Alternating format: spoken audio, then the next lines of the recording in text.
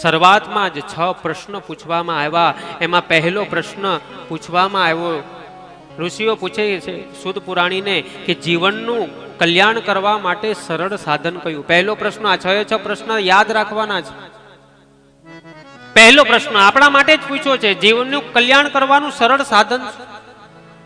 બીજો પ્રશ્ન કરવામાં આવ્યો કે શાસ્ત્રનો તમામ સાર અમને કહો.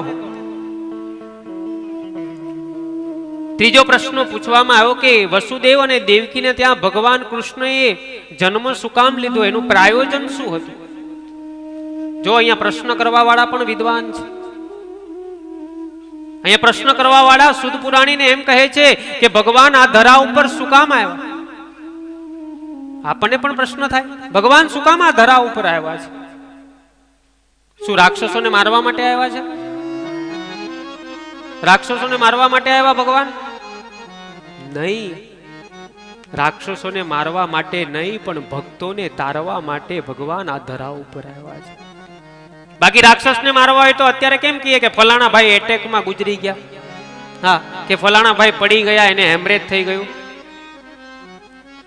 રાવણને મારવા માટે ભગવાન રામ નથી આવ્યા. શિશુપાલ કે કંસને મારવા માટે ભગવાન કૃષ્ણ નથી આવ્યા.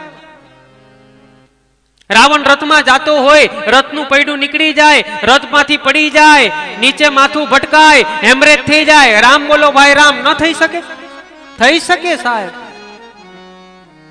ભગવાન કોઈને મારવા માટે નથી આવ્યા. ભ્રુકુટી વિલાસ સૃષ્ટિ લય હોય, એક ત્રીજું નેત્ર ખોલે ને તો આ સંસારનો નાશ કરી દે. એને શું ભગવાનને શું રાક્ષસોને મારવા માટે આવવું પડે?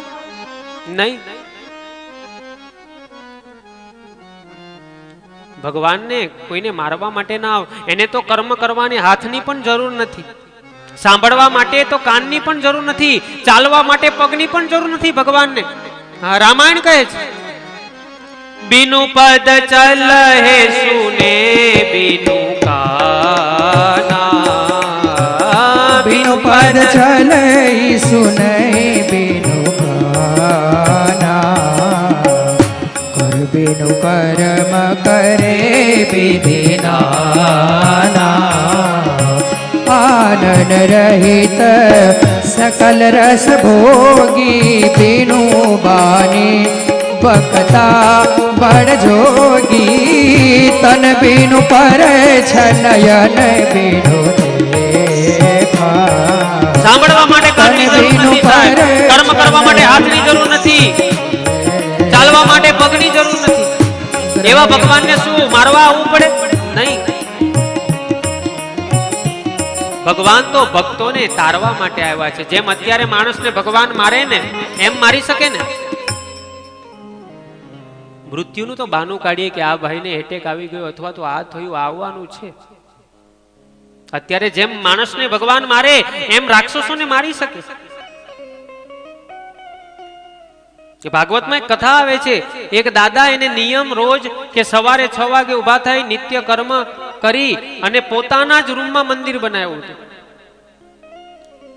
એટલે સ્નાન આદિ કર્મ કરી અને પોતાના રૂમમાં અંદરથી દરવાજો બંધ કરી અને 2-3 કલાક ભગવાનની ભક્તિ કરે. રોજ નિત્ય નિયમ.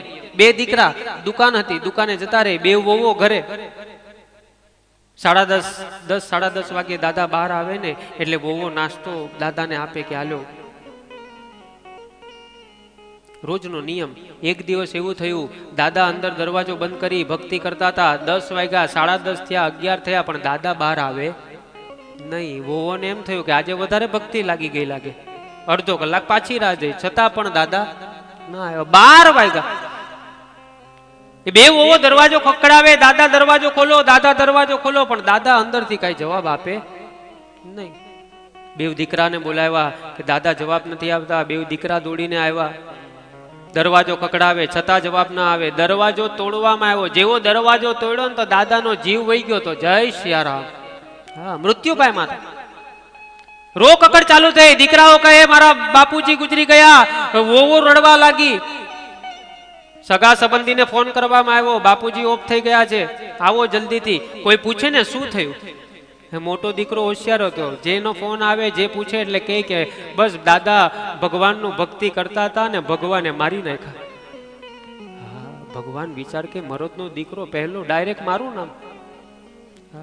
નાનો દીકરો કે હા, એમ બી દાદાનો મગજ ખરાબ જ હતો. મગજના તોરી જ હતા. કદાચ હનુમાનજી આરે બોલાચાલી થઈ હોય ને ગધા બધા મારી દીધી હોય. જે આવે પૂછે દાદાને શું થયું, એટલે કે દાદા ભગવાને મારી નાખ્યા. સગા સંબંધી ભેગા થયા, ઠાઠડી મંગાવી, સૂતરથી દાદાને બાંધવામાં આવ્યા, સ્મશાન યાત્રા કાઢવામાં આવી. રામ બોલો ભાઈ રામ, રામ બોલો ભાઈ રામ, રામ બોલો ભાઈ. ભગવાન વિચાર કરે કે આ દાદાને જીવતો નહીં કરું ને તો ઓલો મોટો દીકરો તો મારું જ નામ આપશે, આખી જિંદગી મારું નામ દેશે. જાપાપા જ્યાં સ્મશાન યાત્રા પહોંચી એટલે ભગવાને કૃપા કરી અને દાદાને જીવ આપ્યો. જેવો જીવ આપ્યો ને તો ઠાઠડીમાં દોરો તોડીને ઉભા થયા. ક્યાં લઈ જાઓ? અડધા તો ભાગ્યા. ભૂત થયું, ભૂત થયું. છોકરાઓ કે બાપુજી ગુજરી ગયા ને, એ મને નથી ખબર, ઘરે લઈ જાઓ. પાછા શેરી વડાવી સદ કરીને ઘરે. હા, રિવર્સ લાવ્યા. એ લોકોનો રિવાજ હતો, નનામી ઊંધી લાવ્યા. ઘરે લાવ્યા ને 2-3 વાગી ગયા. દાદાને એટલી બધી ભૂખ લાગી હતી. દીકરાને કે મને ભૂખ લાગી, જમવાનું આપો. કારણ કે ભૂખ તો લાગે જ ને, કારણ કે 8 વાગ્યાનું ગુજરી ગયા. વાગ્યા 3. પણ જમવાનું બનાવતા તો વાર લાગે ને. વહુને કીધું જલ્દીથી જમવાનું બનાવો, દાદાને ભૂખ લાગી. અડધા સગા સંબંધી વહી ગયા, પણ ભૂખ સહન ન થઈ. ઓટલા ઉપર જોયું ને તો એક કાચી માટીનું કોડિયું હતું, એમાં કુલેરનો લાડવો હતો. એટલે સ્મશાને મૂકવામાં આવે ને, દાદા કે એમે મારા માટે જ બનાવ્યો હતો ને, રસોઈ બને ત્યાં લગી ખાઈ લો. એ લાડવો લીધો, ઉતાવળમાં ખાવા ગયા. અડધો લાડવો ખાધો, લાડવો શ્વાસ નળીમાં ફીટ થઈ ગયો. દાદા પાછા ગુજરી ગયા. જય સિયારામ. હજી તો સગા સંબંધી ઘરે નહોતા પોઈ ગયા, તા પાછો ફોન આવ્યો કે દાદા ગુજરી ગયા. ઓલા કે તમે નક્કી કરો, અમારે ટિકિટ ભાડે માથે પડે. નાનો દીકરો કે નહીં, આ વખતે કન્ફર્મ. પાછા આવ્યા. બધાએ પૂછ્યું શું થયું? હે મોટો દીકરો કે બસ કાંઈ નહીં, લાડવો ખાતા હતા ને શ્વાસ નળીમાં ફીટ થઈ ગયો, લાડવાએ મારી નાખ્યા. ભગવાન કે હાઈશ, મારું નામ તો ગયું. તમે વિચાર કરો કે લાડવો કોઈ માણસને મારી શકે? મારો કહેવાનો મતલબ મારી શકે નહીં. અમુક માણસ લાડવાને માર નાખે. અમારે આના જેવા હોય તો 10 લાડવા ખાઈ જાય.